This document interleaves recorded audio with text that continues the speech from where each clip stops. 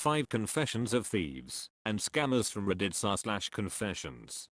The last one will make you wish you had Walter White's morality. I stole from a gas station for a year. When I was 11 or 12, I would go to this SO just down the street after school and steal candy, energy drinks, basically anything that wasn't nailed down. I wouldn't even eat or drink all of the stuff I stole. I had a little business going on in my school where I'd sell the stuff I stole for less than it was at the gas station, like a Hershey's bar is $2.30. I sold it for $1.30. Whenever someone wanted a drink or a snack, they came to me with only one rule: you never say you got it from me. Looking back on it, I was basically a drug dealer for candy. Had this going on for a while, as you saw in the title, but one day my mom talks to me and says these exact words: "My friend says you've been acting pretty weird in the gas station. What have you been doing?" I was scared shitless. I thought I'd be ducked and go to juvie, but since I have a reputation for just being this innocent and good-hearted kid, I decide to say something along the lines of, "I was just checking if there were any burglars or fallen over merchandise," in an innocent sounding voice. Thank whoever the hell was watching over me, because she fell for it. After that little occurrence, I went into my room and scolded myself/hid myself for being sloppy and getting caught, but I knew I had to do something with the $130+ worth of goodies hidden under my dresser. As things were going then, I decided that my parents would be a little suspicious of me and that I would need to temporarily relocate the merchandise. We had this big cooler that we barely ever used that was just sitting in the garage collecting dust, and since it was the winter back then, I knew we wouldn't use it. I woke up early the next day and as quietly as I could, moved the bottom drawer out of the dresser and put all of the goodies into 2 shopping bags that I had taken from the front door. I quietly slid the drawer back in and made my way into the garage, avoiding that one plank that would creak if I stepped on it. I opened the door to the garage slowly and stepped through, silently closing the door. Surely enough, there was the cooler just sitting in the corner. I opened the cooler and put all the goodies in, then closed it. Boom. Plan worked perfectly. Or so I thought. When I was leaving the garage, I almost bumped into my dad, who was apparently trying to get into the garage to hide a bag of marijuana, which was illegal at the time. Almost right after I saw the bag, he tried to hide it behind his back. "What are you doing up?" my dad asked. "I could ask you the same thing, especially with that weed behind your back," I said, slowly closing the door. "You tell your mother about this. I'm telling her you've been stealing candy." My eyes had widened, and I was baffled. I thought that absolutely no one had caught me before, but I tried to settle it with minimal trouble. "And if you tell her I've been stealing candy, I'm telling her you've been smoking weed." "Okay. Fine." We both went our separate ways and I snuck past my parents' bedroom door, avoiding the creaky floorboard right at the top of the stairs. Once I got back into my room, I climbed into bed and just stared at the ceiling, thinking for sure that I was done for and that I was going to get my ass beat. But it never happened. I used to break into people's houses. Human beings are an interesting bunch. Ever since I was a little boy, I used to be interested in following people, learning their secrets. You can learn a lot by just going into the places people live. My cousin was an ex-convict, and he was a thief. He used to do home burglaries until he was caught by a home security system. When I was 16, my cousin started teaching me how to break into people's homes to steal things. My cousin ended up breaking his parole 6 months later, but I learned all the skills he taught me. I started breaking into people's homes from school. I never stole anything, I just went in out of curiosity. I would tail someone with my car and observe their daily patterns, making sure that I wouldn't be detected. I learned a lot of interesting things. My sophomore year biology teacher was a pothead. I found his bong in his living room. My vice principal was going through a rough divorce. I found gay porn on my gym teacher's laptop. My crush's parents abused her. There is a lot of sick shit in this world, and after seeing all the messed up junk I stopped doing it. I've been out of high school for almost 10 years now, and I work a boring desk job. I kinda want to break into some of my co-workers' houses, but I'm honestly afraid of what I might find. In my teen years I was a pretty shitty person. I've made a post before about breaking into vehicles, and it felt pretty good to get it off my chest, so here's another r/confession. I was about 13 when I first stole from a store. It was an entire box of chocolate bars. My friend had distracted the cashier by asking about flavors on the soft drinks while I grabbed the box, threw it in my backpack and walked out. I had the biggest rush and wanted to do it more and more as time went on. Fast track a few years, I'm now 16, living on my own, and I'm constantly going into grocery stores and stealing food and filling my backpack with a friend/roommate, bigger and more fulfilling food this time. For the entirety of the winter, I didn't spend $1 on food. Now it isn't just food I would shoplift, it was almost anything I felt could be challenging. I'd say the most items I was able to get in one go was a Beats pill, Beats Pro headphones, 10 new Xbox games, candy bars and probably 25 to 30 disposable vapes. I would steal these vapes and sell them to kids at my high school every few days.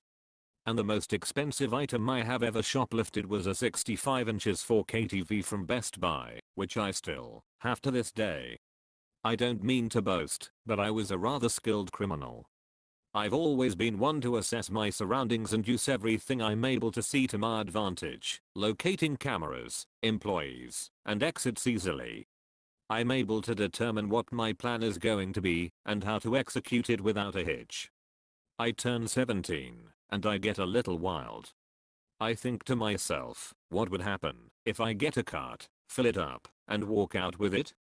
Well, long story short, I ended up walking out with a full cart, unloading it into my car, and driving home with it all.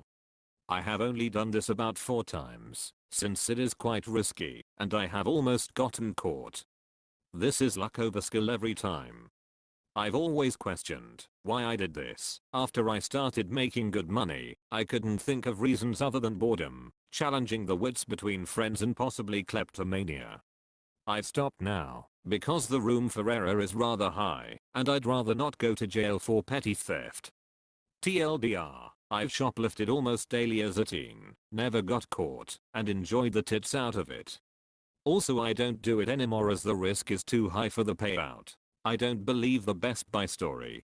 I need some convincing. I worked in fast food before. I was a manager at a pizza shop. Sometimes other assistant managers or even the store owner may not tell you that a new employee is coming in for their first day of work. With this in mind, I came up with a plan to steal something huge. Think computer, cameras, or TV in this instance.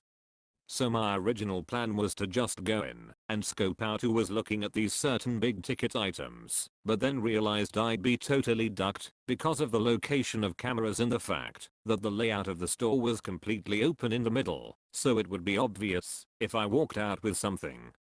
Some time goes by and I'm browsing employee shirts to do one of those 24-hour challenges, and I see the Best Buy shirt pop up.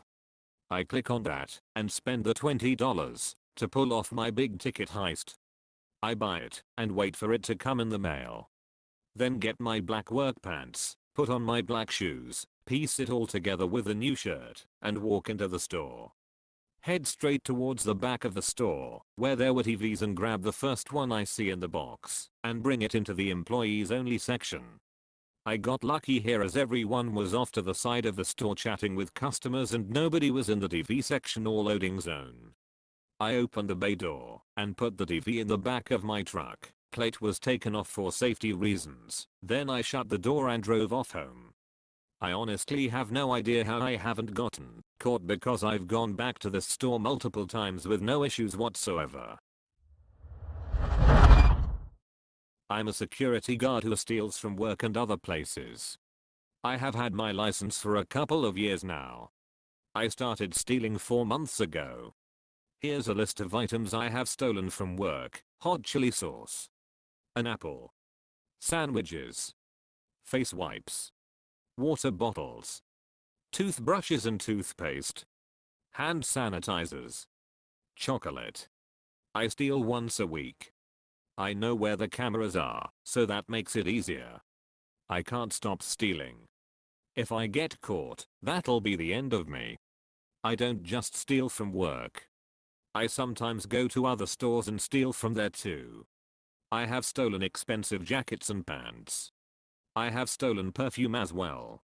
This might be a good time to mention that I'm also a qualified store detective. I have caught and reported staff members who have stolen. I do regret reporting them. That was before I fell into this bad habit. Due to my experience as a security guard, I mostly avoid the obvious mistakes. I'm not proud of any of this. It is of a low character and I shouldn't be doing this. It's difficult to stop though. Due to sheer probability, I'm certain I'll get caught one day if I don't stop now. The odds aren't in my favor. I'm in debt. I do struggle to make ends meet. It's no excuse, just trying to give you the context. I'm a total mess. I helped to run an online criminal ring, producing fake IDs. When I was a teen I wanted a fake ID to buy drinks, so I went looking on the internet for people selling them, and came across a subreddit where you could get them. It's banned now, so don't go asking me which sub. I won't be helping anyone find fake IDs, so don't ask me how to get one. So I ended up finding some guy that sold them, and I bought a couple for me and a friend. They worked pretty well and all our friends were impressed, so I decided to start reselling them. I got people's info at school, sent it off to the guy, and he sent me the IDs, which I then sold for a profit. I did this for a few months, and built up a good relationship with the guy selling them. Me and this guy got closer and closer over several months until eventually he told me that he was gonna launch a new business selling even better IDs. On a much bigger scale, and he needed some help to run it, because it was so much bigger. I'm good with computers and this guy had all the contacts and equipment, so between us, we made quite the team. Eventually, after months and months of preparation, we launched this new business, and it was a huge success. We had to limit the number of orders we took, because we just couldn't keep up with the demand. Our IDs were much better quality than anything else on offer at the time, and kids across the country were buying them and having a lot of success using them. What's even sketchier is that as I got deeper into this business I learned that the entire community, those same subreddits I first found and all the other forums and such, were completely corrupt. Part of the reason our business was so successful was because I and a couple other people had full control over these subreddits and forums. We were the moderators, the admins, and the sellers. It was easy money. We allowed some competition to make things look more legit, but we heavily restricted their abilities and denied them access to the good supplies. This continued for a couple years, even though originally we only planned to do it for 6 months. We made a stupid amount of money. More than I ever expected, and more than I knew how to spend. After a while though, I started to get really paranoid. We were too successful. We had made so many thousands of IDs that we were attracting big attention from the police. I found it funny because I noticed bouncers and shopkeepers start to use new tactics to test IDs because they were starting to learn what the flaws were in our IDs. We could never make perfect copies, so if you knew what to look for you could catch our cards. But yeah, I was getting too worried about the police kicking down my door, and that's no way to live. I told my business partner I was leaving, and surprisingly he was fine with this. I did not expect that. So we said goodbye and parted ways. I never spoke to him again and still have no idea who he actually was despite being business partners and chatting daily for a couple years. To this day I have a stash of money sitting untouched because I have no idea how to even spend that much money without getting caught. Sometimes I miss the rush of it all, but in the end I think I would have probably ended up in prison if I hadn't left. TLDR, bought a fake ID, befriended the guy who made it, went into business with him, ran our country's biggest supplier of fake IDs for a while, before I got paranoid and quit. Thank you for watching Code Hit the like button, comment and subscribe to see more videos daily, because instead of focusing on your work, you'd rather listen to my sweet voice. Wouldn't you?